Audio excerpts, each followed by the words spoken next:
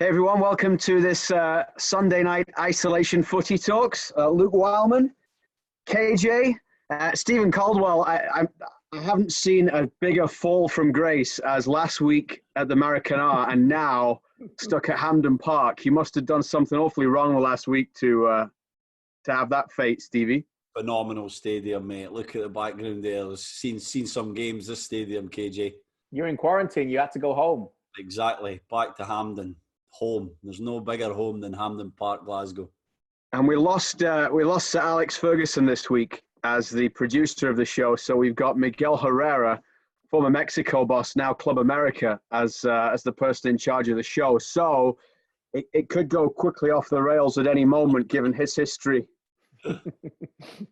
Yeah, but we might be in trouble with him policing the show this week. He was the one that after the Gold Cup a couple of years ago got fired from Mexico when he tried to punch the TV analyst. I wonder if there's any coaches that want to punch the TSN TV analyst anytime on TFC games or anything like that, Stevie. Definitely. To punch that touchline reporter for some of the questions that he asks half-time post-game. Well, Wildman's already tried to get me in a fight with a bunch of Canadian players this week with the links we did at TSN. I don't know if you saw that troublemaker already at it. Never saw it. What happened? He's advertising a TSN soccer special where I have to do a top 10 Canadian players, and he's already rubbing his hands knowing that I'm going to wind up a bunch of people. It's coming on Thursday on TSN 2 at 7:30 Eastern time. KJ picks his top 10 Canadian men's players. Pulling out all the stops, saying the major channels, Luke. So on Thursday night, KJ, I think really number one, Stevie, is pretty much self-explanatory, right?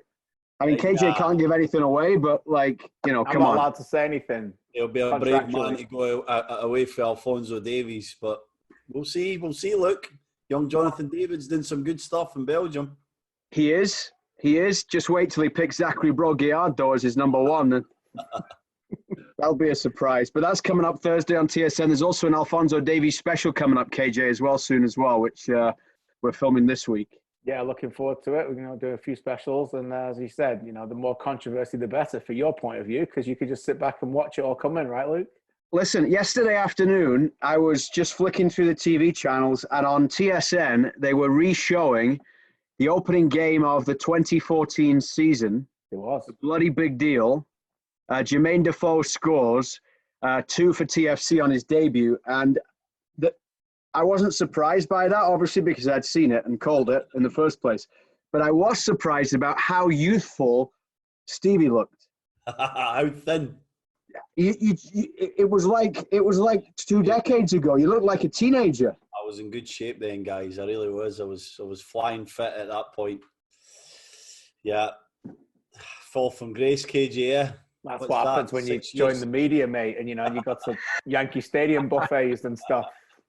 Absolutely. If you got any questions tonight, just send them in the Q&A. Kai Connell wants to know, good evening, lads. He says, how much Belarusian footy did you all digest this weekend? Not a lot.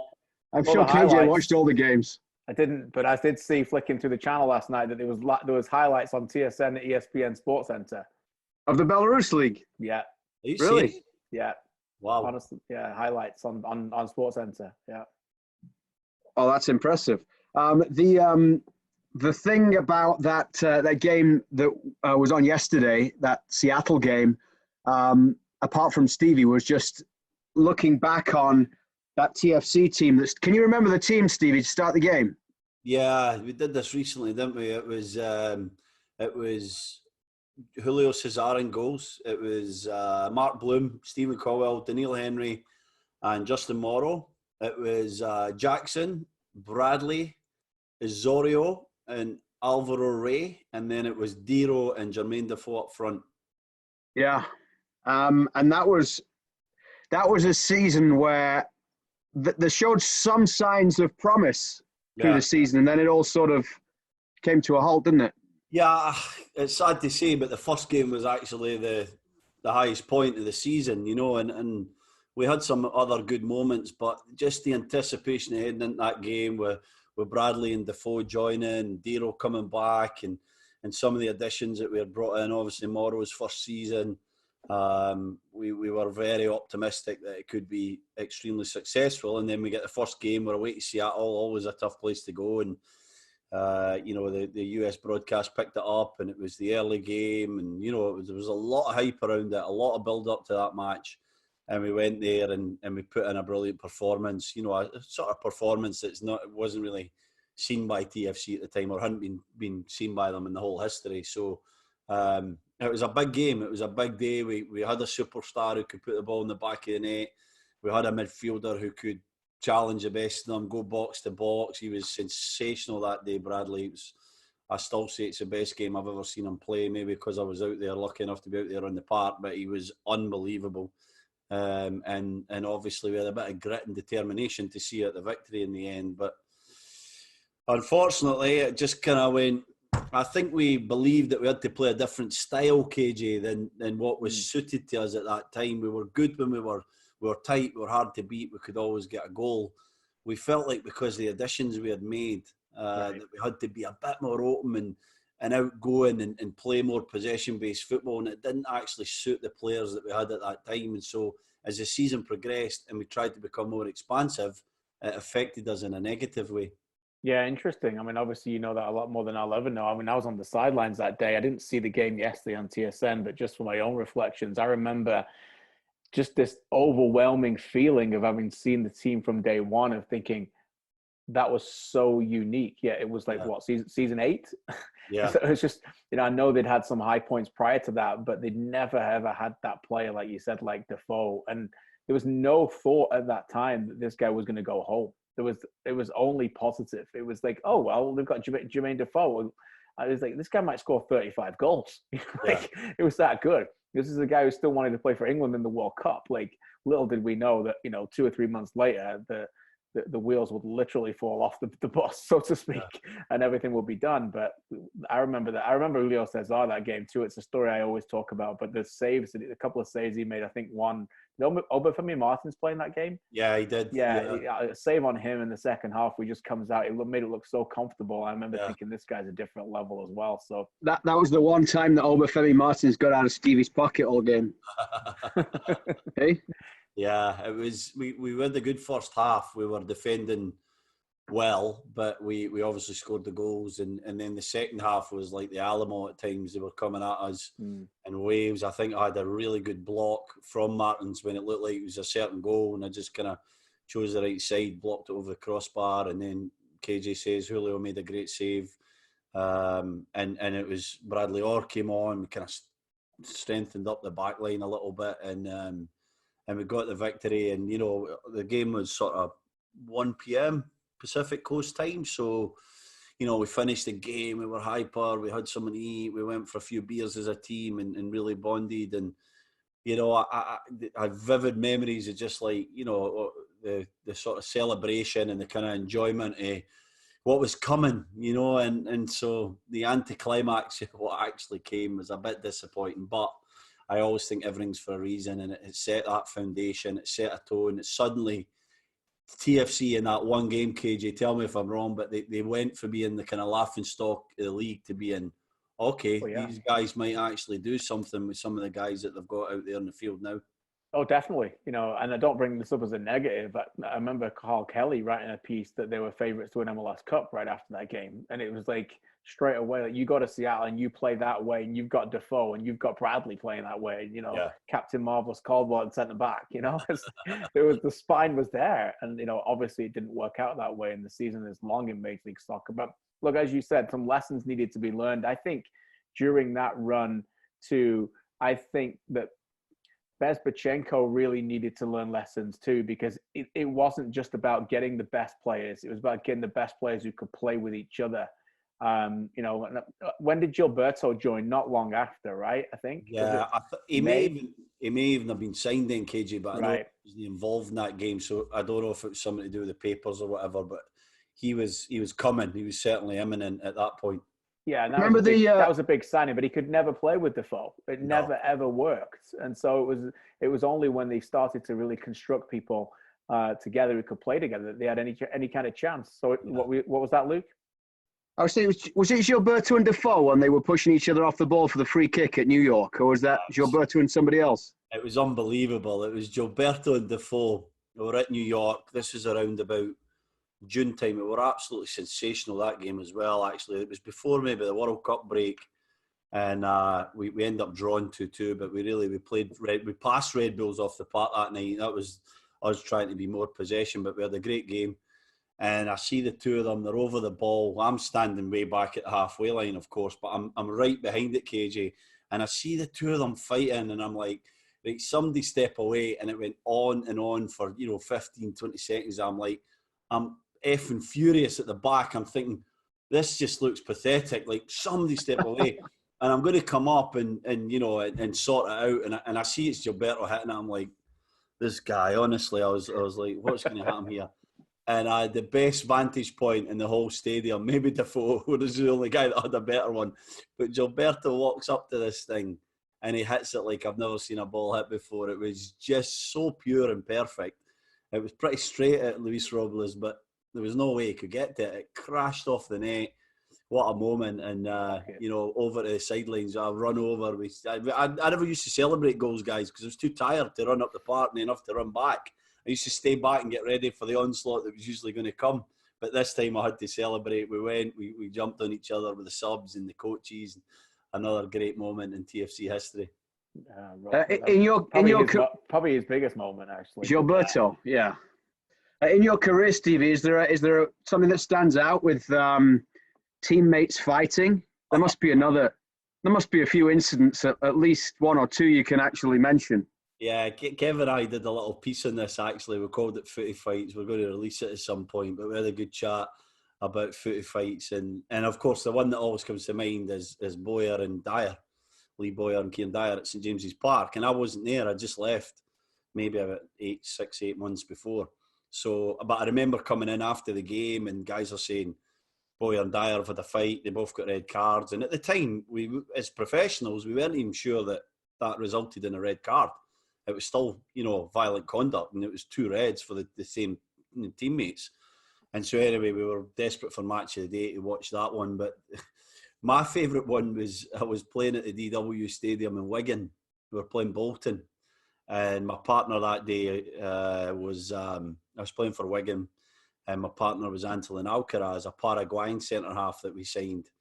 Very good player. Went on to Everton, actually got hindered with injuries, but he was a superb player. But he was lax. He would step into things, KG, and come into areas. He wasn't that kind of centre-half. He wasn't a guy that kind of stayed in the line. Martinez took him to Everton, didn't he? Yeah, he did. He was aggressive. He was aggressive with the way he played. So anyway, he steps out of someone and the ball goes in. They nearly score and they miss it, fortunately for us. And I start screaming at him, Luke, like, the hairdryer, I'm giving him it.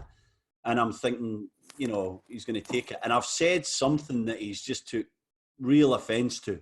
I don't know what it is. To this day, I'm swearing and stuff, but I was certainly not aiming it at him. It was just for the team. And he comes up to me, we're head to head, and he gives me a little headbutt on the field. Now, our good friend Howard Webb's the referee. Oh, yes. So Howard comes over and I'm like, this is after Boyer and Dyer. This is like 2010, 2011. And I'm like, oh, we're off here.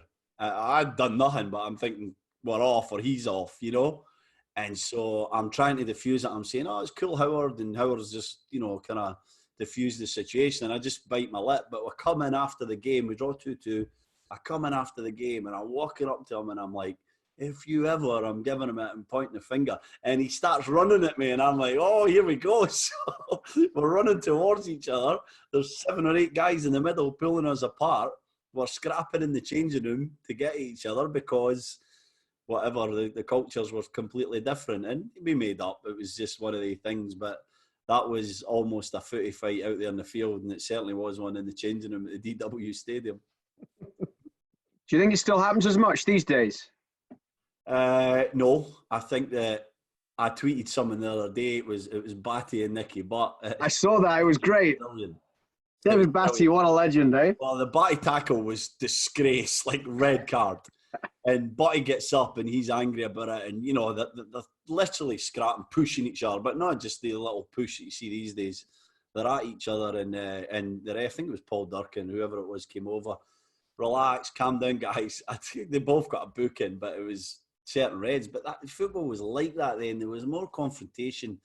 The personalities were bigger, and things were forgotten quicker. And I don't think they are so much these days. Maybe in football, maybe in life. But I'm sure there's still some scraps in the UK, Luke, and I certainly think there is at the lower levels. There has to be, because it's that confrontation and that kind of accountability that really allows you to be a successful team. We had it at Sunderland. We'll get to some stories in that a wee bit later, but we had it at Sunderland where there was literally a scrap every single half time. Like two guys, not punching each other, but, you know, sort of pushing and people having to get in the way because it could end up being a scrap, because we wanted to win so much that we just drive each other on with kind of that accountability. It was amazing. See, there's a new a season 2 of the Sunderland Netflix documentary coming out soon. Coming soon. Can't wait to see it. Comes at the start of April in the UK. I don't know about out here, but hopefully it's going to be out here as well, because that was fantastic. Yeah, it was some documentary, wasn't it? I want to see more of them. I'm watching the one on Brazil now, KG, on Amazon Prime. Oh, really? It's the lead up to the Copa America. You'll love it. I'll need to. You'll need to go on that one. It's fantastic. Wow. Yeah, that'd be great. And obviously the Tottenham one's supposed to be coming out on Amazon Prime too. Right. This season, which obviously they've had enough things going on this season. They kind of picked a perfect year for Spurs with Pochettino and Mourinho and everything else. So that'll be interesting. These producers just seem to know, don't they? When to be there, when they see the stories. Yeah. You got a couple of questions to get to. Sean asks, how difficult will it be to do transfers with big name players like Neymar, Kane, or other rumours that are out there? Likely could be a short window and lots of teams without any money right now. I mean, that's all got to be sorted. I saw somewhere today that they might not even have a window this summer, or they might roll contracts over, or have a long window from July to January. I mean, some clubs are going to need money quickly and to sell players. Other clubs, it's going to be difficult with contracts and stuff like that. I don't suppose till the leagues come back, they can work anything out, really, KJ? No, I suppose not. Although, I mean, for teams in terms of players out of contract, it's going to be very difficult for them to have any power over players. Players ultimately, if the contract's expired at the end of the term, the contract is expired. It's not based on when the games are playing; it's based on the date of the calendar. So that leads to trickery as well. Obviously, not the big ones in terms of the questions he's asked, but there are, I think, about 67, 68 players in the Premier League alone who have contracts expire at the end of June. I don't know about you guys. I mean, it's just a separate side issue. I just can't see how we're going to have games before then. So even if the games don't start by then, those players, could they be signed by other teams at that point? I don't think it'd be.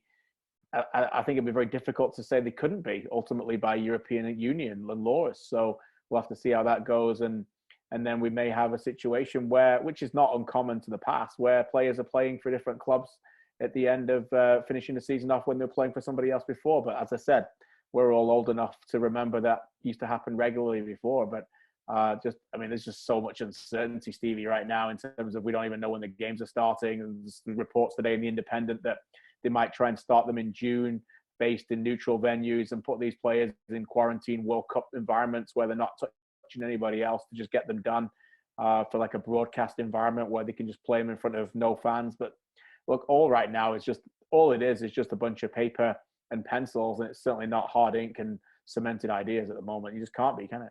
No, it can't be, and it's just too much speculation about what might happen. We just don't know. We just have to ride this out like we're all trying to do, listening to our separate governments and what the guidelines are. We just don't know. We can't tell. But I think that's an interesting point that you said, Luke, with the legal side of things. Legally, if a player's contract's up, it's up. It's not a case of, well, he's got 6-7 games a season to go. His contracts are, it's got a date in it, and the date is, the end of June or the beginning of June. Usually you get a month if you can't find a team. But if you're a player through all this, Stevie, and it's your contract coming up at the end of June, surely you say, okay, if there's a plan and they're going to the end of July or they're going to the middle of August, because of the unique situation, you just allow your contract to add an extra 6 weeks, don't you? Yeah, I would like to see that. I mean, yeah. ideally that's what would happen, but guys are going to think about, you have to think about, and I'm going back to me as a player, and, I was fortunate to play at a high level, but I was always looking for that next contract. If my contract was coming up, I wasn't on 60 grand a week or anything like that. And just kind of like money's a bit less relevant than what it is for some of these guys. And I ain't even talking about, fortunately, I was never in the lower leagues. I'm guys that are really like needing the paychecks to live and survive, But if you're looking for that deal and you're on the verge of getting that kind of bumper deal at 27, 28, or you're trying to drag on another 2 years and good money, and you have to think about your financial future, your families. You sort of, unfortunately, it sounds cynical, but you don't really care about what games are left to be played. You're worried about yourself and how you can secure the lifestyle that you're living at for the next 2 or 3 years. And so, like I said, legally, I'm playing for Leeds, and I'm pulling at clubs out the hat here. But and Palace want me, and they're going to double my wage. I'm pushing hard to make that happen on June the 1st when it technically would have happened, because I'm just worried about my future and what that means. So I don't know if they can bring in a separate rule, legal thing that would pass, and that these guys just have to accept it, or if it's just going to be a free-for-all, because that would be, I'm worried about that, KJ, that free-for-all where guys are just thinking about their own futures and moving before the season's finished. I think that would be pretty disastrous. It wouldn't be easy, but as I said earlier, I just think that's probably what's going to happen. I don't know. I just think at the end of the day, like you said, like if you're a peripheral player who plays for Bournemouth and you're occasionally getting minutes and your contract's coming up and you're not sure if you're going to be in the Premier League next year, and a team who you know is going to be in the Premier League says, well, look, we've got a 3-year deal for you right now. You want to come? Bournemouth may well say, well, can you stick around for 6 weeks? But you might like, no, sorry, I'm gone.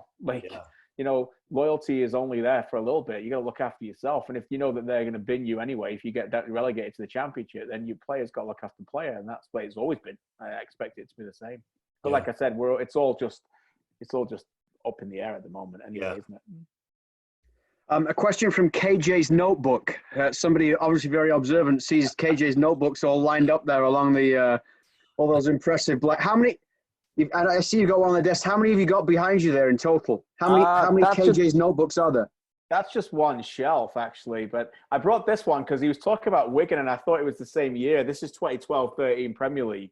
So I thought it was that year. That's why I pulled it out. But he wasn't obviously talking about that. Yeah, other than that. Yeah.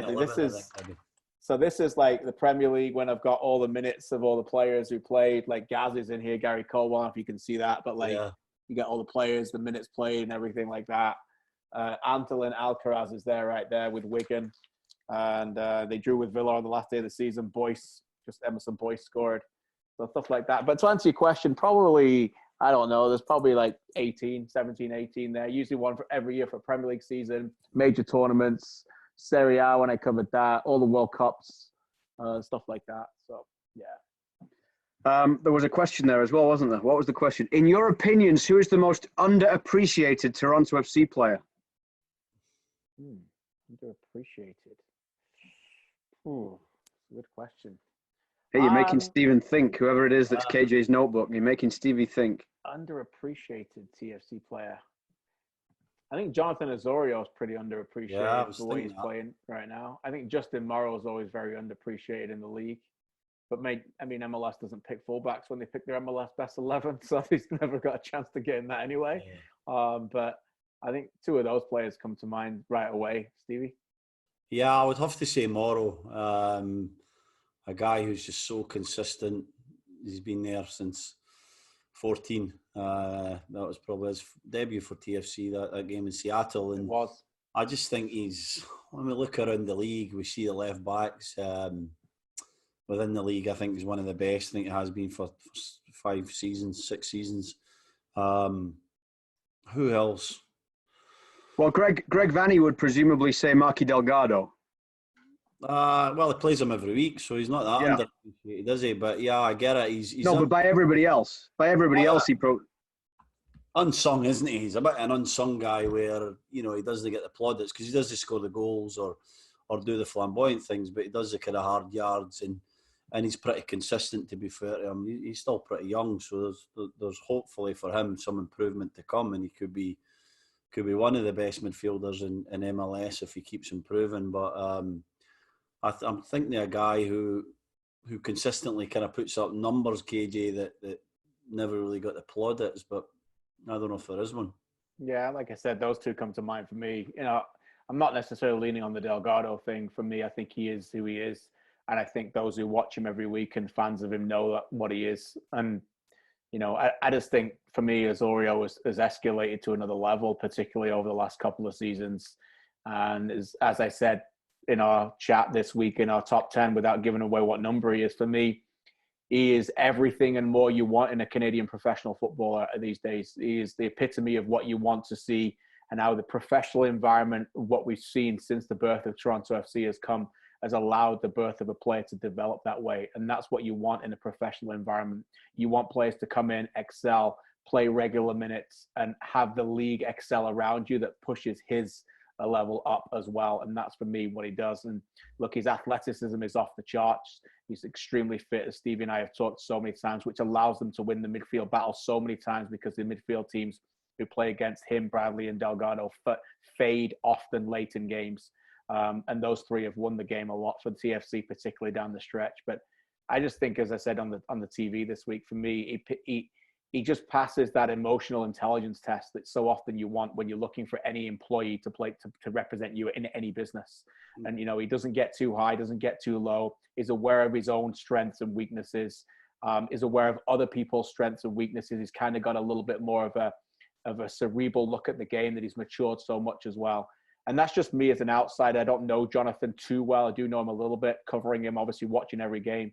But Stevie, you've worked with him hands down a lot closer than I have, and you can probably speak to it a lot closer with the fact that you've got a connection with the Canadian national team as well. Yeah, I mean, I think what you've said there is all absolutely accurate, KJ, but I just want to tell the listeners and you guys, like, tactically, he is absolutely exceptional. He's up there with anybody in MLS.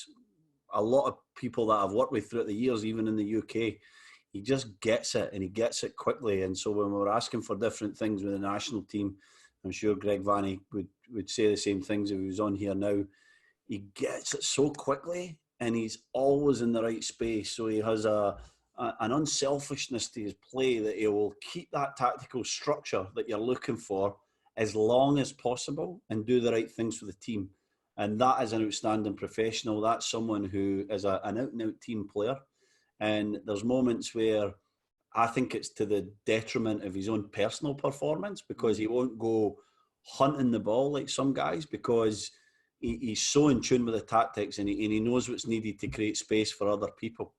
And so, to me, when you go through that and you think about what people normally see within the 90 minutes of a game, either watching us on TSN or at the game live at BMO Field, it's hard to kind of notice that unless you're really looking at it. Osorio is exceptional at it, guys. He's one of the best I've worked with. He's extremely fit, always, KJ. At the January camp, Liam Fraser and Jonathan Osorio, they're running every single day in training.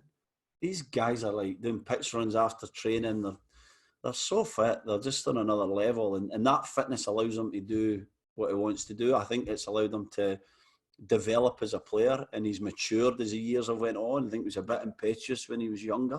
I agree. When I played with him, and me and him used to have some clashes then, and he wanted to win and he wanted to do well. He just was struggling a little bit to kind of harness it in the right direction then, but he certainly does that now. And a brilliant guy, a top professional. I actually think there's more to come with Osorio. I think he'll keep getting a little bit better every year for the next 3 or 4 or 5 anyway. Well, George sent a question in as we were talking about Jonathan Osorio and said, should he have gone to Europe rather than sign a big money deal with TFC? Or should he, more likely for him, it would have maybe been somewhere in South America if he wasn't going to stay in Major League Soccer, or Mexico? Mexico was a big talk, wasn't it? A few inquiries Liga MX teams were led to believe, and we thought that that's where he might go. But, I mean, yes, maybe he should have, or he thought about challenging himself in another league. I can see why people think that, but It's not the be all and end all either as well. Europe, like we've got a league growing in MLS that I think is really successful. I think it's getting even better. I think he's playing with his hometown club. He's pretty consistently in the starting 11. He's winning trophies. To go and play and surmising what team he would go to, but let's say he goes and plays in the Dutch league, the Eredivisie, or so. Like, how is that better than MLS? Why does that justify that you're a more important player, or the English Championship or lower Premier League? I think he's in a good place, KJ, is what I'm trying to say. I think he's happy where he is, and I wouldn't rule out him still leaving at some point in his career to come. But at the moment, I think he's pretty happy where he is. I agree. Eventually when you go back and you look at the time when he was given that money, there's nobody else in the world would have paid him that money at the time. No. So, and it was your hometown club. And that's key. It's your hometown club. And he'd done South America as a teenager, spent a lot of time with him this winter, and him and Lucas Cavallini talking about their journey. And we're going to do a feature about that on TSN, the two of them together, actually, when they were in Uruguay as teenagers, some great stories. But I think he'd done it. He'd kind of broken away a little bit, come back home, and then he wanted a chance to continue to prove. There was a lot of things he felt that he needed to continue to prove to that organization, to that city, to that fan base. To Stevie's point, that even though he got that deal and he came off a career year, he felt like he was nowhere near done, and he carried on, and he's been given that chance. I do think that whenever a young Canadian player, most of the time, I would advocate to go if they get an opportunity. Mark Anthony Kaye, for example, I think right now, if he gets an opportunity after a full season in MLS to go play in Holland, Belgium, then go try it for a year. Why not? I just think that would be a great opportunity for him to, let him go and express himself in a different environment to get better. But I just think the Osorio profile of the whole thing was very different at the time. We'll get to a question in a little while from Irving, so stay with us. It relates to something that, KJ, we spoke to John Herdman about this week with regards to CONCACAF and qualifying moving forward because of everything that's happened now and the delay in terms of what they do with the Hex and all that for the next World Cup. But we got a guest joining us now. Delighted to say that Carl Robinson is here. Newcastle Jets head coach is on the line. Hi, Robbo. Hello, how are you? Good, how are you? I'm good, thank you. Not too bad. Where are you right now? Are you still out in Australia, or have you returned to Canada? No, I'm back in Canada now. I flew back on Thursday after the league had been suspended. There you go. He's on nice. The beach. He's on the Newcastle beach. Hey, Stevie couldn't find the Millennium Stadium, which is why he put Hampden there in the background. I was trying to work out what stadium that was. It looks like a rugby stadium, but I don't know. It's not. Is it Millennium Stadium still, or do they call it something different now? The Principality. Principality. Yeah. Nice. Earlier on in the show, Stevie was talking about players that fell out with each other, teammates, and he had a couple of stories about teammates falling out. Did you ever want to get into it with him when you played together? Oh, every day in training.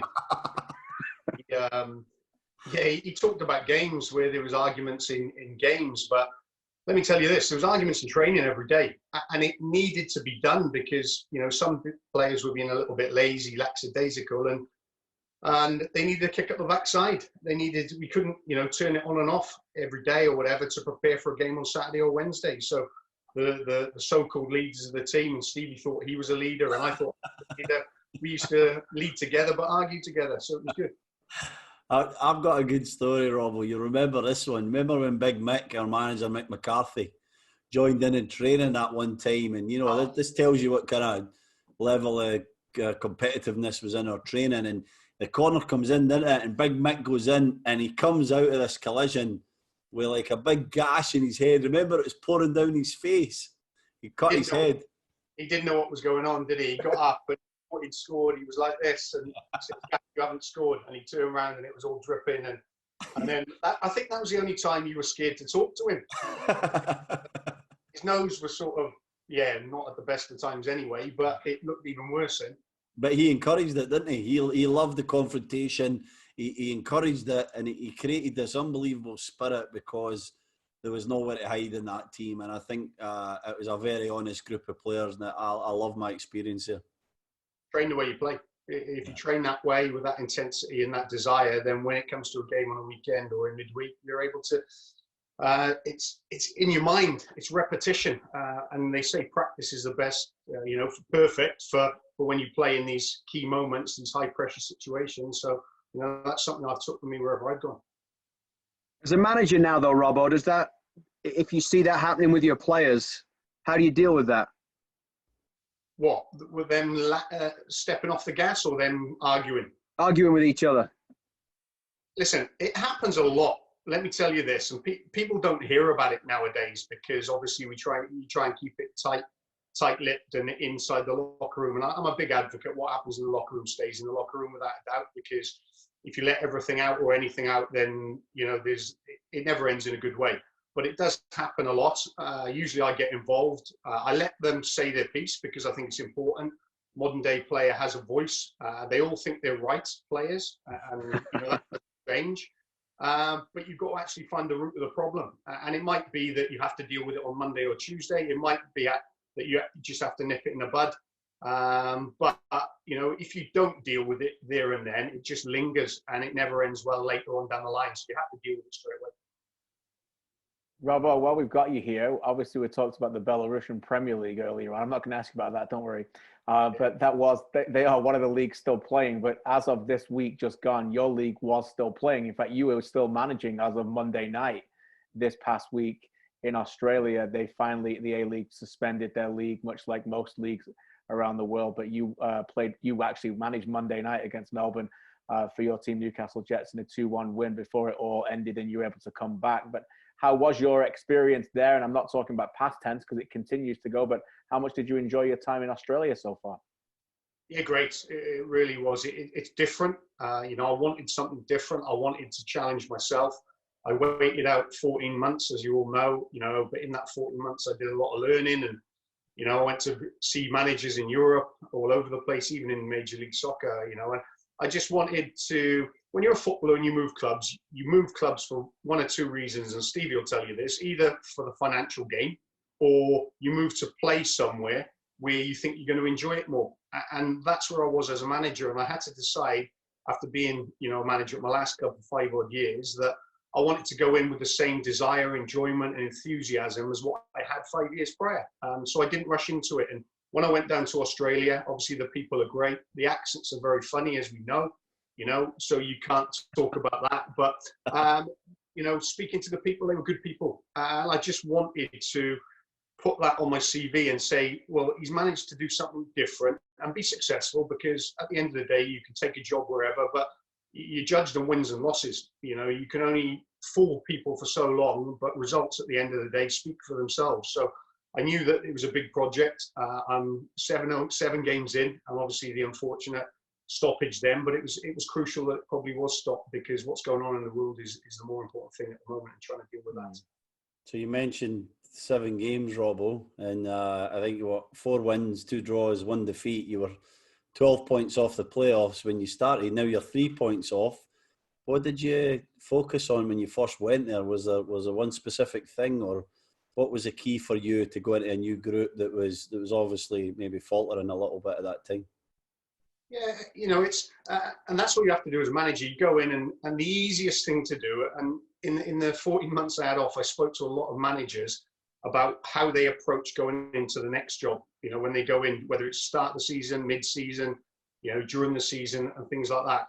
And the key thing, what they said to me was, if you try and rip it all up and try and make too many changes, you'll fail, because you have to do that over a course of 18 months or 2 years. So I went in with the mindset of, it's a clean slate for everyone. The players that have been playing have got to continue to try and fight for their place. The guys on the outside had equal opportunity to the guys on the inside. So my first meeting was brilliant. I said, listen, guys, I don't know any of you other than what I've heard about you. I've watched the last 7, 8 games. I said, so I'm going to make my own mind up. So you'll decide whether you play. And literally, I made no changes to the team, because they actually were doing okay without winning. Obviously, we won our first game. We went on to draw then the next 2, and then followed it up with 2 more victories. So you only change it if it needs to be changed. They got a good group there. There's a great bunch of boys. Their mentality is spot on. So there's no need to change it too much. Having said that, do I want to change it? Yes. Will I change it? Yes. But I'll do it at the right time. So it's unfortunate the season obviously has been postponed at this current moment. But I had a chuckle because the one game I did lose, I lost to Robbie Fowler in Brisbane. Typical. I lose to the one English coach that's over there as well. How's he doing, Robbie Fowler, out there right now? Well, he's enjoying it. I know that. He's playing a lot more. Robbie's doing great. He's obviously got Brisbane, who finished towards the bottom of the table last year, towards the playoffs, and they're in a good place prior to the season being postponed. But it was great. It was great, obviously, pitting my wits against him. And again, it was a typical football game of, it was really interesting because I spoke to him afterwards. We lost the game 1-0. They scored in the first 10 minutes. And then from then on, we totally dominated the game, but we didn't score. And he said afterwards, it's not about what you do between both boxes, Robbo. It's about what you do in both boxes. And it's coming from someone who scored a multitude of goals at the top level. That's the way it works. And you can talk about possession and how much control you have on the game, but unless you put the ball in the back of the net, it's irrelevant. So that comes from Robbie Fowler. Robert, I've got to ask you about something in your last game. So in your last game, you beat Melbourne City 2-1. I believe you have some kind of legend or A-League legend or goalkeeper who was coming to the end of his career, I think. And he was looking to maybe get his last appearance, and then you put him on in the 86th minute. Is that something that you decided before the game you were going to do? You had to wait on outcome, and was it down to the relationship with him and his players? When you're a manager in a game that still counts at that point, when is it time for some sentiment then? Well, that's the big question. And to be honest, I'll be totally open. You know, I was getting pushed in relation to, he was on 249 games, and he'd made his decision at the start of the year to retire, to go into coaching. He was going to go and coach another A-League team. So he'd made his decision pretty early, but he lost his place. And when I've come in, obviously the other goalkeeper has stepped in, Luis Italiano. He's done really well. So I didn't want to change it because he's the future of the club. But as the season went on and the games ticked down, the goalkeeper coach was reminding me that he's still on 249. I said, yeah, it's to win games. And then it got to obviously Monday night. You develop relationships as a manager, and the truth always comes out in the end. Everyone tells me that he's a good person, and the dealings I had with him for 6 weeks were absolutely spot on. You can't kid a kidder, as they say. You are who you are. And I said, generally, he's a really good person. Didn't complain, didn't ask why he's not playing. But through sources, it was known to me that he played on 249. That was on 249 games. Coming into that game, I wanted to win against Melbourne City. He was second in the league, and I knew that it was going to be a very tough game with 2-1 up. But I did say to Kenny Miller, who's my assistant, you have to make me aware with 4 or 5 minutes to go, because if the season stops and yes, it's postponed, but doesn't play out the rest of the season, I'll never forgive myself for someone who's so close to a milestone in his career. So I'd made my mind up early. I'd done it, and people, looked at me. The rest of the subs looked at me as if I had 3 heads. He was doing, but I put him on, and it's a gesture that goes a long way, because if you're good to people in football, people are good to you. Probably when you need it more. When you're flying and everything's great, it's easy, no one, you think you're invincible. It's when you're down at the bottom, or you're out of work, or you haven't got a club, or you're not playing well, or you're not winning games. You go to people who you trust and respect and things like that. So I've done it because you're generally a good person, and it was the right thing to do. And we won. So it was the right decision. God knows what would have happened if I would have conceded. I saw a few weeks ago, I enjoyed the thing Fox Sports did where you were mic'd up on the touchline. That was pretty ballsy. Yeah, for me, as you know, guys. You know what I'm like with the media. It's, I think there's certain things that, you can be open with, and certain things that obviously you have to stay within the locker room. But they asked me about it, the Fox guys. It's a small world, because Simon, the guy at Fox, who used to follow me in my Wolves days back in 1996, 97, 98, he works in Australia, and I'm building relationships over there. I said, yeah, I'll do anything for you, no worries. So then he asked me for it, and I was like, okay. So I ended up doing it. And again, what you've got to be aware of is when managers get mic'd up or managers get put on camera, they'll show you and tell you what they want to tell you and want to show you. Their true personality doesn't really come out unless, they put their guard down, because there is a lot of stuff that probably doesn't get shown or doesn't get told. So I said to him, I'll do it. Obviously, there's things you might have to beep out and things like that because of the way I am as a manager. And it went down very well, and he was very appreciative of him. And when I spoke to the other managers in the league, Stevie Karika and Tony Popovich, who obviously I know very well, they said, Robbo, we don't do that thing over here. So obviously I've done it the first day. Second game I was in charge or whatever, and no one else does it. So I was obviously saying, sorry guys, I'll have to repair that with me and you later.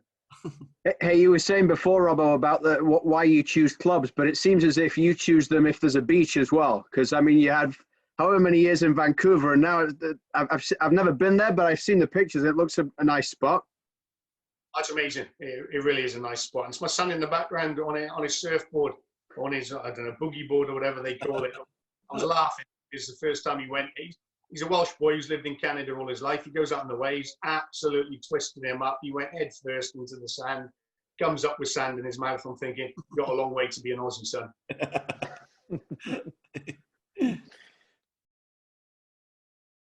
You waiting on me asking the question, Luke? Well, I didn't know if you or KJ got something before we let Robbo go. He's got to get back to. I mean, you must have been on. Have you been on the surfboard as well? You know, I haven't yet. I'll do it when there's no one around.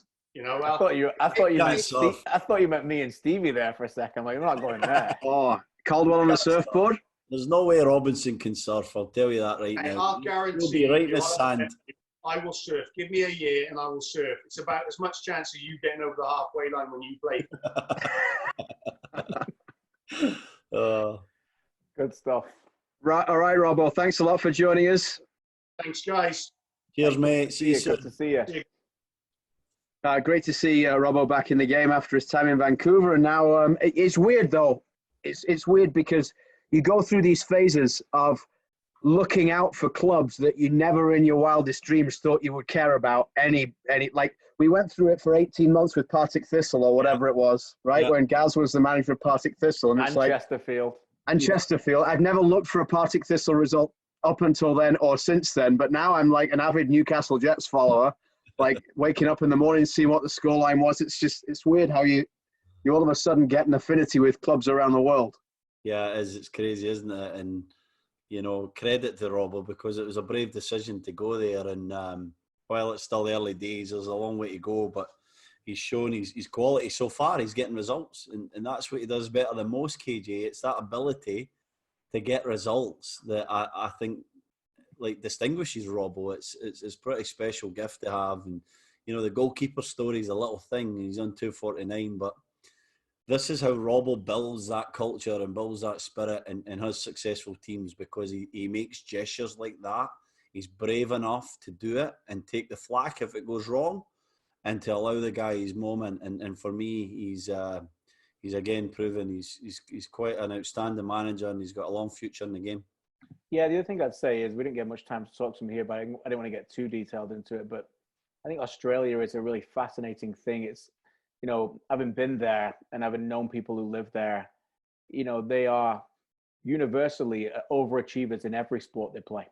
And it's the mindset that they have, the mindset at the top level of sport. And speaking to him here a little bit as well since he's come back, that's the stories that Carl has spoken about with players. And, you know, there's no time for BS. There's no time for excuses. And, you know, when you're a professional, you know this better than anybody, Steve. You can talk about this more than anything. You can go to a level if you want, and you can have a decent career, and you can stay at that level all you want, and you can moan when the levels of fitness around you are not necessarily great. You can moan about the conditions, you can moan about the weather or what the team is feeding you or the travel, or you can just get on with it and you can raise your level and keep raising your level and keep raising your level. And that's what Australians traditionally do in sport, because that's what it is. It is a no BS kind of culture. It's direct, it's honest. It's not passive aggressive nonsense like you see sometimes in North America. It's what you see is what you get. And that's why a lot of the athletes are exactly who they are in Australia. They're getting more out of themselves every single day because that's what Carl has done. That's what you've done as a career. And there's a lot of other people who reach this level of professional athlete in any sport that don't, and they just settle. And then the rest of the time is a different environment. And sometimes they create an environment around themselves where things fall apart and it's everybody else's fault, when really it's probably just the common denominator, which is themselves. Yeah, I think to me it's less talking, more doing, that kind of mentality. That's why the Aussies are good at what they do. They get on with it. They take the flack, they give the stick, but they take it as well. They're pretty honest people. And I know, speaking to Robbo, he's mentioned that so far, these guys are, they want to roll the sleeves up and get on with their job. And Robbo always says, his little quote is, you can't kid a kidder. You can pretend for so long, guys, but you get found out in the end. And as long as you stay in the reality, the middle is that, you're somewhere in the middle always. You're never the best, and you're never the worst, and you try and keep this kind of middle ground when you're trying to create a culture within a team, or coach a team, or win games. And Robbo does that really well. I think he's one of the best at having that middle ground, that keeping these guys on course, and not making the slightest thing into a big drama, and also picking up on when a team's becoming complacent. And again, I think that's his biggest strength. He's a man manager, and he gets results. And he's went there, and he's got a long way to go, but he started it off really well. And I think that, I hope that we see him back on our shores where we're living one day in North America, because I think he's got a lot to give the world of coaching, and I would like to see him back in MLS one day. We've got about 10 minutes left, so let's get back to some questions here. And the one we talked about from Irving before, KJ, we talked with John Herdman this week on the TSN show that we did for your. We recorded an interview with him this week about a few things, but also for the top 10 Canadian players that we're playing on Thursday. The question from Irving is, do you think CONCACAF will revamp the process for a spot in the Hex? I hadn't really given it much thought until John answered that question that we were talking to him about. How is Canada's path forward now to try and qualify for 2022? And I got the impression that maybe I was just reading into his answer, but he seems to, I came away from it thinking that CONCACAF might just change this thing completely and just have something maybe completely different to try and move forward and pick who goes to the World Cup in 2022. Now that obviously Canada hasn't had as many opportunities to try and get into that Hex, and they might have to go 7 through 35 under the new format. Might be CONCACAF just something else altogether. Well, they might. This is the thing, is again, we're not sure. I've actually spoke to Victor Montagliani about this and about a few other things in terms of the CONCACAF Champions League as well, with the impact being involved. The thing is, guys, that nobody knows. And look, of course, that is on the table, because this thing could go and go and go. And we could be talking in October still, and let's touch wood and hope that it's not the case, that no games have been played. And then they're going to have to do something, because there's not enough international windows to get all these games in. Ultimately, here's what CONCACAF have to do. They have to come up with a fair formula for 35 teams to give them a chance to say that they are given an opportunity to qualify. And I think John's point to our interview, to the one that we did with you online, that is available on the TSN Soccer Twitter and now available on tsn.ca, is fair. Ultimately, it's 3 scenarios, is it not? It's as is, which is, outside Hex looking in 7 to 35, the other competition. It's add more games, give them a chance to continue to boost their ranking and try and get in that Hex. Or it's something completely different. And right now it's 3 balls in the air. We don't know when they're going to land. So look, as I said, none of this, no one knows how long this is going on. If I would say, to guess, if games start coming back and we start playing by summer, then I would probably imagine that the most likelihood would be that the situation would be the same. The games are 7 to 35 and Canada's over there, and Hex, they're over here.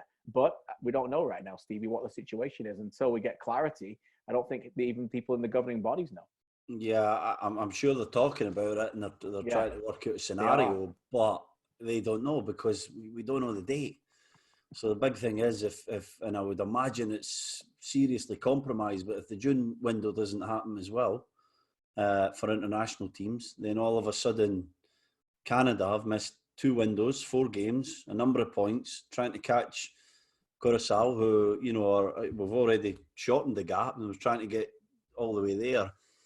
There has to be a fairness in this, and I'm taking off my Canada assistant coach hat at the moment. I'm talking as an analyst. There has to be a fairness there, and so CONCACAF need to look at that system and decide that it's been far too compromised the way that they had it. That someone else needs to come up, and they need to get creative, because I think it would be extremely unfair to that team, and unfortunately for everyone that loves football in this country, it's Canada, that team in 7th, who are looking in and who haven't been given the ample opportunity to make up the gap. So my opinion is, and this is solely my opinion, that they would reassess the Hex. There may be more teams in the Hex, and I know that doesn't make sense, but some other tournament where there's more teams and they're playing against each other because you've took away windows, or this virus has taken away windows. It needs to be changed, but we all know CONCACAF don't always work in the most logistical way.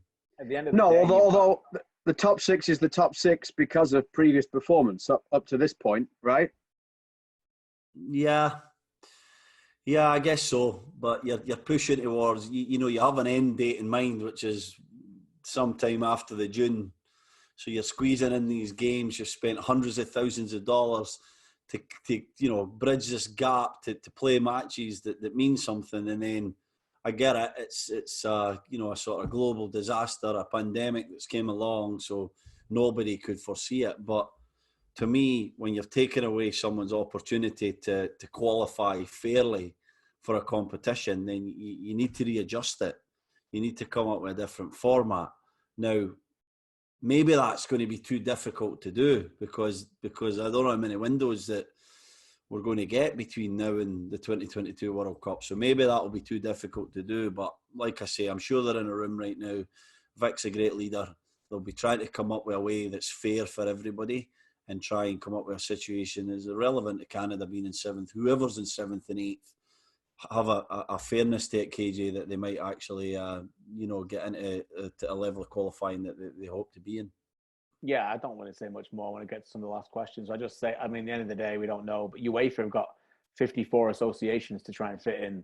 So if CONCACAF can try and fit in, and they're not doing a hex, so maybe they can go to a UEFA style where they just do a bunch of groups, 10 groups, or I don't know, off the top of my head, 9 groups, that something like that, where you can get 9 groups of 4 or something, and you figure out a way of getting it down to a tournament where you can get into 4 or 5 way in the playoff or something. But look, at the moment, who knows? Mark asks, is there any chance Sebastian Giovinco will come back to Major League Soccer? I know that it's a rumor that keeps on going. There was a piece Steve Buffrey did with some quotes from Giovinco in an Italian interview talking about he might want to go back to Italy to finish his career and give it one last chance of trying to get back in the Italian national team setup. But his name keeps coming up, doesn't it? Yeah, it's often going to keep coming up because he left Major League Soccer when he wasn't completely convinced that he wanted to leave. I remember Stevie and I on our podcast the day he left said we expected him to come back. I still expected him to come back. I wouldn't be surprised to see him back again, playing for TFC some point. Ultimately, he loves Toronto. And I also heard, obviously, the numbers weren't there financially, but Mr. Bezbachenko in Columbus certainly put a phone call in as well and would have liked him to play for them. So, look, watch this space. I would never be surprised to see him back again. Yeah, I wouldn't be shocked myself. We've said it in podcasts before, KJ, that we know his heart's here. He would like to come back. I think Toronto would certainly be his first destination, but at some point, I could see him come back playing for either Toronto or another team in MLS. The big thing is financial. He's going to have to say, no to a whole load of money because I don't think he's going to get paid anything like he's been paid in Saudi Arabia. No. So it comes down to money. How much does he want this? Does he want the quality of life for his family? And does he feel like this is the best place for them to grow up? Does he give up a whole load of money? That'll be the key for him. And but keep your eye on this one because I don't think he's loving his football over there. It seems like the rumours keep coming. I'm sure it comes from his camp, and I could see him on the move from there in the next 6 months, not even. Are you going to practice any more skills tonight, Stevie? I was just looking on your Instagram stories, and this one from today where you're decent. You're doing the kick-ups and then balance it on your head. Yeah, a little bit of seal work there. Look, you want to try that one? That's some skills now. Oh, I can do it for longer than that. I usually kiss the ball, but too many germs these days, so I just kept it on my head, KJ. It's impressive, mate. Decent, eh? Look, I got a wee bit dizzy. Oh, a bit of a wobble at the end there.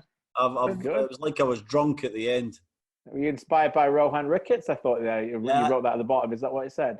Ricketts has been coming up with all these challenges, so I had to kind of give him one of my own. He was calling me out in a few. I tell you, anybody that's not seen some of Rohan's challenges, go and have a look on his Instagram. Is he in Canada? Is he still in Canada? Yeah, he is. Yeah. Oh, yeah. He's running his soccer camps, does a little bit of work with the Oakville Blue Devils, but does some great work with the kids. He's fantastic coach. Kids love him. Very demanding, but great guy. Such great a energy. Fantastic guy.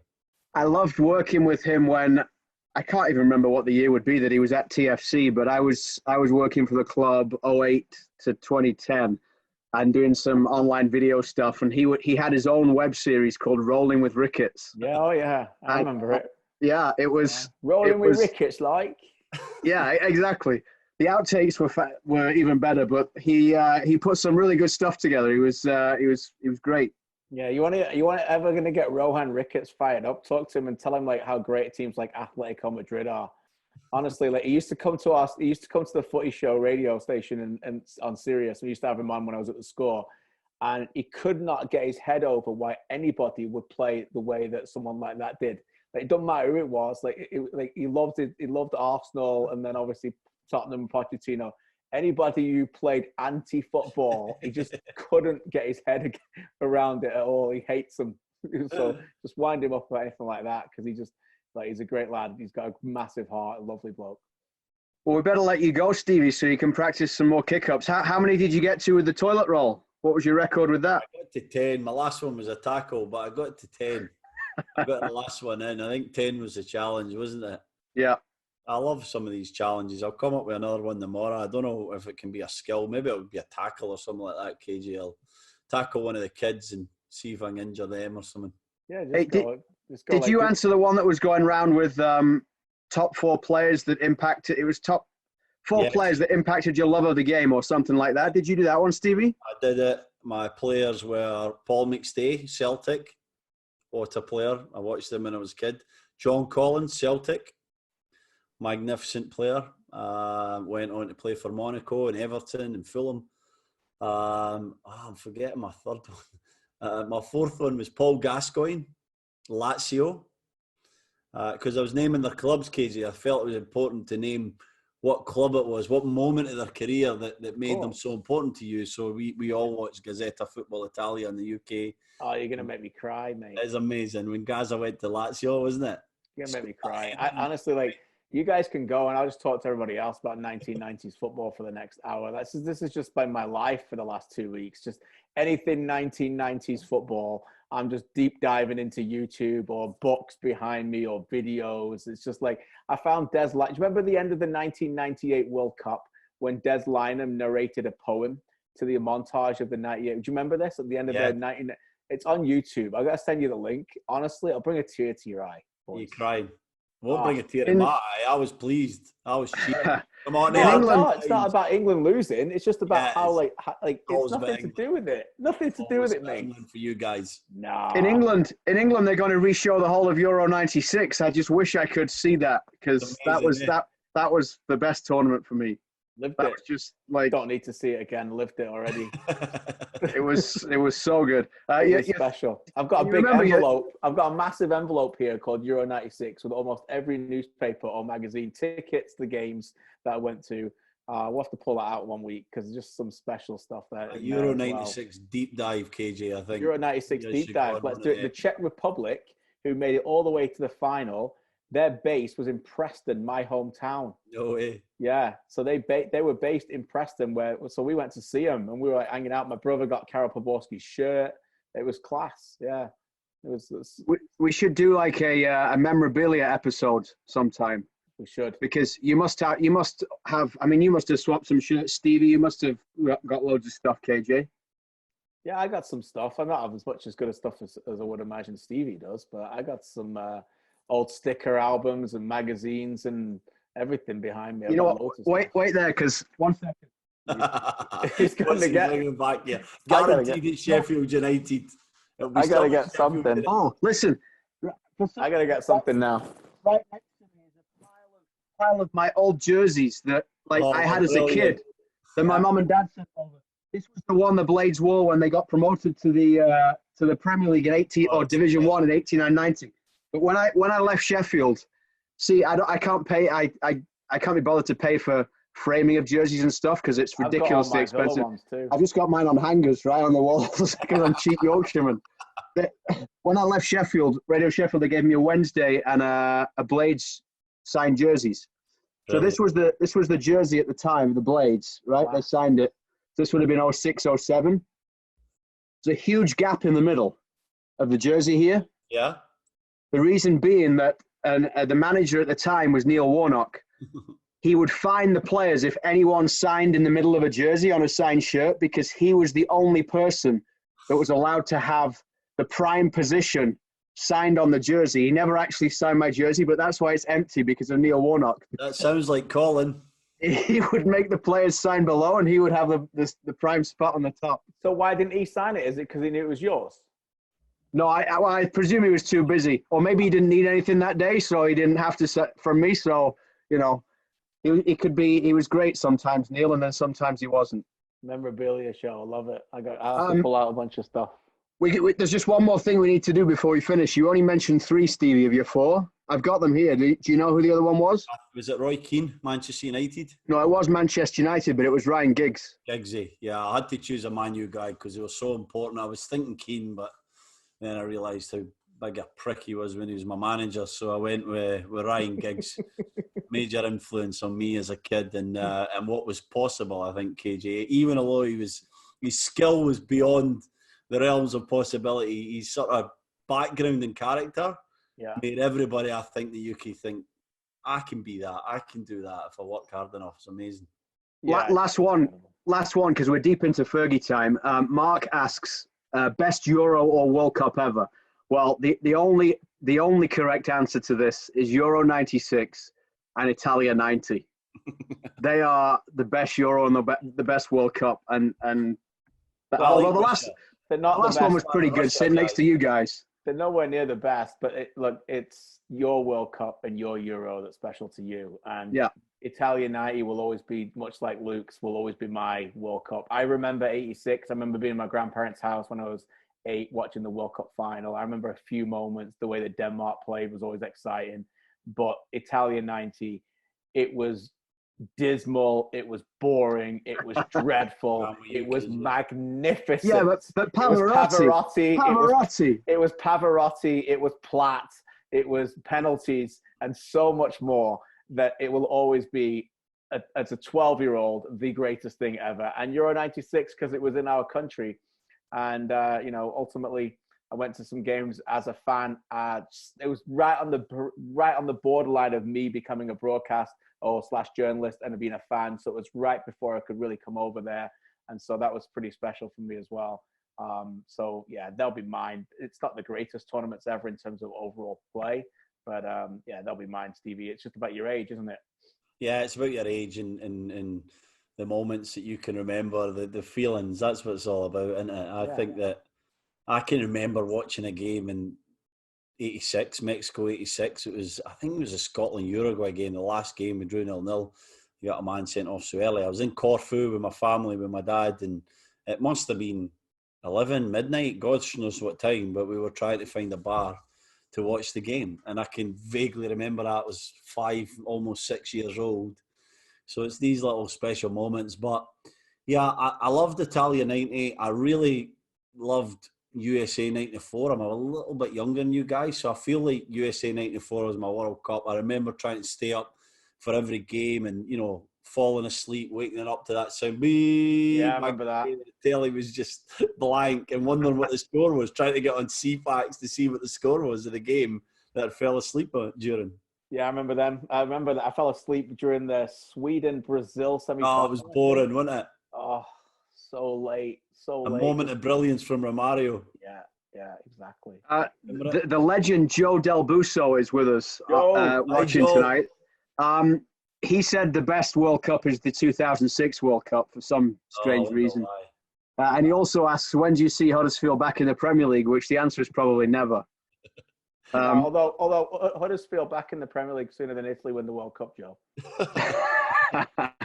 And that's a good note to finish it on. Thanks, boys, and thanks to Robbo as well. It was great to see him, and to producer Miguel Herrera, and to everybody who was with us. Yeah, thanks for everybody. Thanks, guys. We'll hopefully join you next week, and we might have a special next week. I'm trying to get a lot of other people to come in as well, where we'll do a little bit of a fantasy draft. So keep an eye on that as well. But thanks for everybody for your questions, and enjoy your week and stay healthy, everybody.